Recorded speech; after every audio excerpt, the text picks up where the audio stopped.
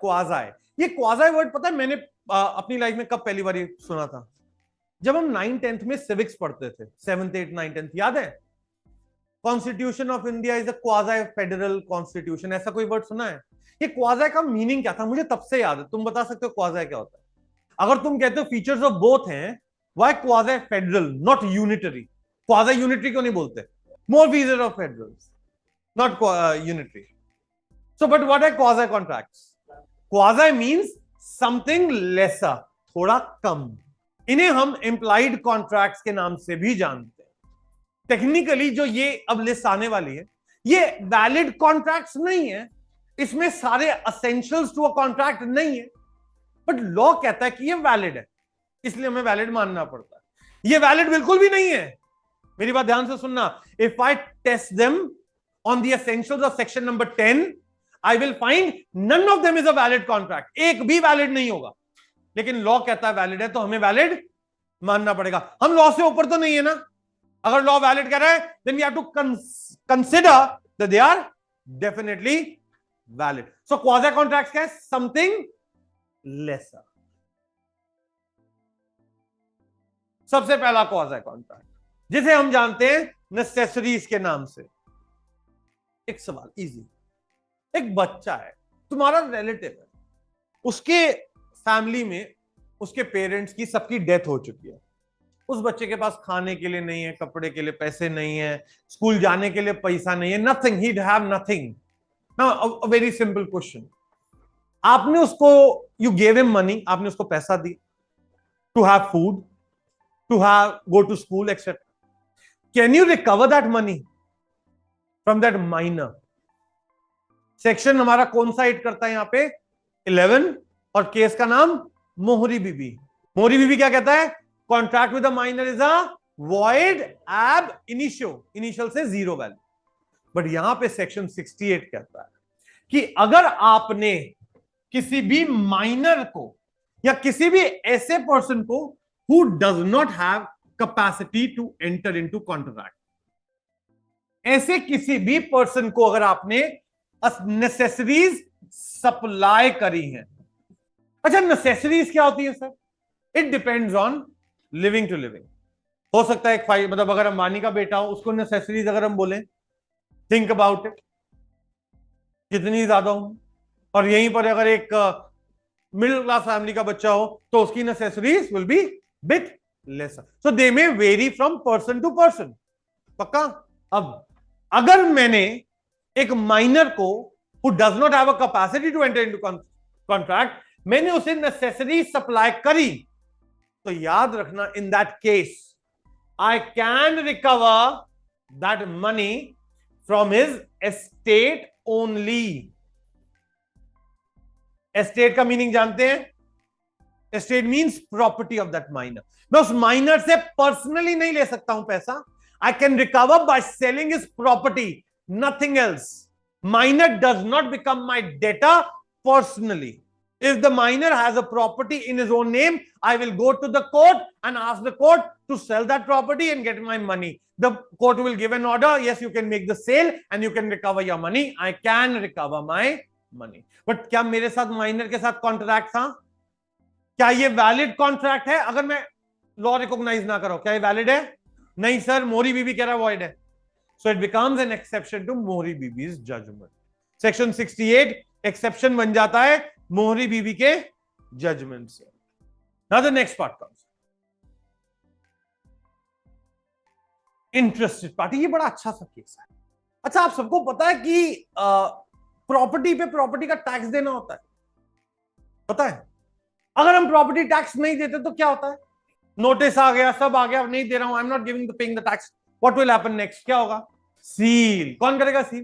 Government खुद. मोदी जी आएंगे, आओ आज तुम्हारा घर सील करें. कौन आएगा? हमें अगर प्रॉपर्टी टैक्स नहीं देते, नोटिस देने के बाद भी हम प्रॉपर्टी टैक्स नहीं देते, तो हमारी प्रॉपर्टी सील करने आता है डीएम. एक बात याद रखना, एग्जीक्यूटिव का जो डिस्ट्रिक्ट में राजा होता है उसे कहते हैं डीएम. डिस्ट्रिक्ट मजिस्ट्रेट के ऑफिस से आपके घर पे प्रॉपर्टी, रेवेन्यू डिपार्टमेंट के पास कोई पावर नहीं है आपके घर को सील करने का. रेवेन्यू डिपार्टमेंट नोटिस भेजता है डायरेक्टली डीएम को. कि सर नोटिस दिया था तब भी इन्होंने एक्ट नहीं किया, now go and seal their house और प्रॉपर्टी। सो डीएम ऑफिस से 2-4 अधिकारी आएंगे, डीएम खुद नहीं आता है, other people will come and try to seal your property. पूरा बंद करेंगे, ताला लगाएंगे, उसके ऊपर एक पट्टी बांधेंगे, एक सील ठोपेंगे और चले जाएंगे।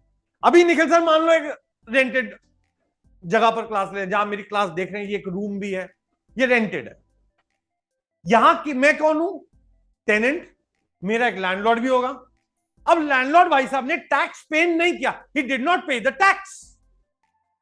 Now DM people come in to seal the property. सबसे ज्यादा नुकसान किसका होगा? लैंडलॉर्ड का तो नहीं होगा, 10 दिन 20 दिन 50 दिन दुकान नहीं खोले चलेगा काम ना। नुकसान किसका होगा? हम सबका। डीएम के पीपल आए, दे सेड ईदर पे अस 50,000 और we are sealing your property.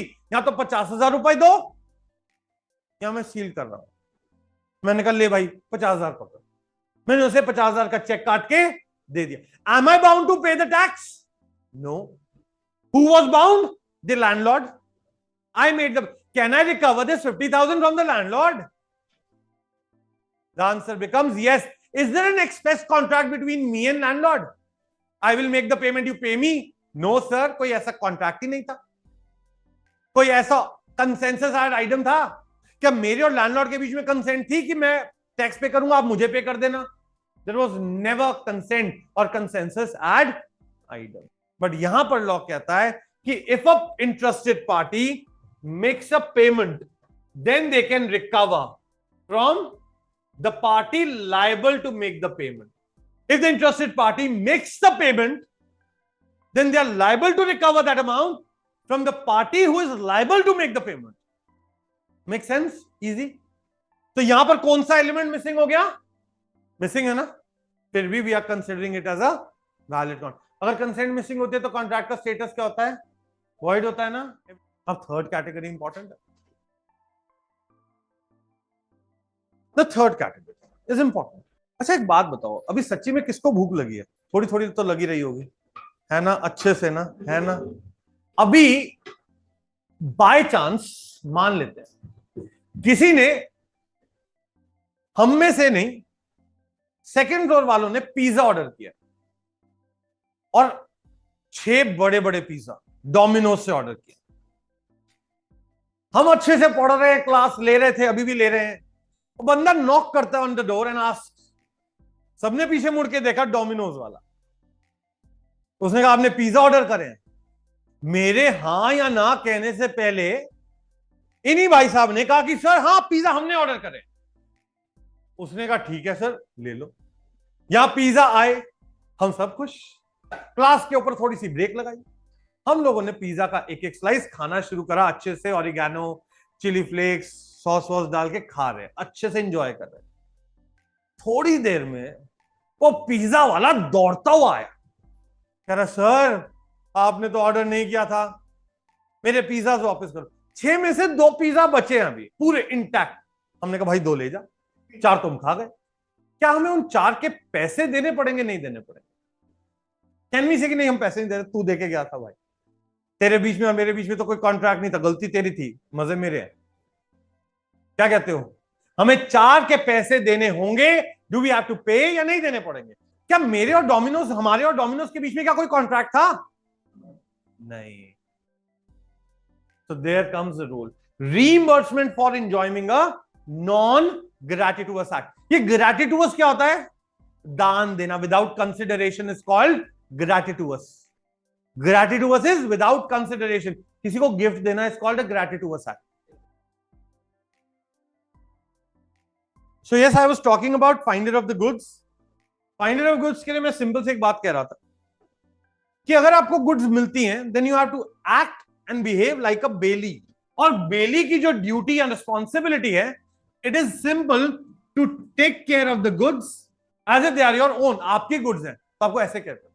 मैं इसी पे एक डॉग का एग्जांपल, डॉग नहीं, व्हाट शुड आई, पग का एग्जांपल दे रहा था। और मैं पग की बात कर रहा था कि कभी कभी अगर आपको कभी पग मिलता है, you don't own it, you can't ask the dog कि भाई तू किसका है। वो बताएगा तुम्हें समझ आएगा? नहीं आएगा। The point, but you have to take care of the dog as if it's your finder of the goods. आप उस बेचारे को खाना भी खिलाओगे, वेटरनरियन, डॉक्टर के पास भी लेके जाओगे, सब everything, you will do everything. So end of the day you will take care of that dog as if it's your own, वो आपका अपना. Last part. अच्छा, कभी गलती से आपके अकाउंट में ऐसा हुआ कि पैसे गलती से आ गए हो? अभी मैं एक रिसेंटली एक एग्जांपल आया जो लास्ट पे शूट करता है. एक स्टूडेंट की पूरी फीस आ चुकी थी, ऑनलाइन स्टूडेंट है, मॉर्निंग बैच का है, मुखर्जी नगर में था. उसके फादर ने 30,000 रुपीज दोबारा ट्रांसफर कर दिए. तो पहले 2-4 दिन तो पता नहीं लगा, उसको भी नहीं याद, ना उसके फादर को पता लगा. मतलब फीस देने के बाद और 30,000 कर दिए. तो मैंने मेरे ऑफिस में स्टाफ आया कि सर ऐसा ऐसा केस आया. मैंने कहा पार्टी करो, बात खत्म. The point, do I need to return that money? अगर कोई चीज बाय मिस्टेक मुझे दे दी गई है, do I need to return that money? Yes, again, the rule applies if it is traceable. The rule says अगर वो traceable है, then I have to return that money. And the last part, क्या मेरा कोई quasi contract था या मेरा कोई contract था to return that money? The answer is a big no.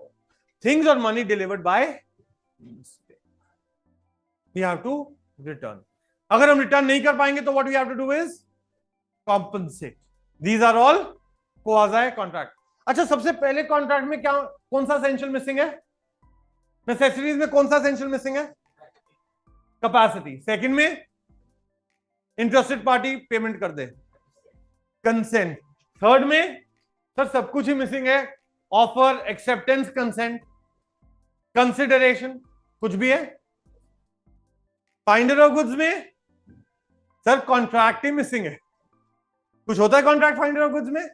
और लास्ट मिस्टेक से अगर पैसा दिया जाए और यहां कोई थिंग्स डिलीवर करना है, there is no agreement whatsoever.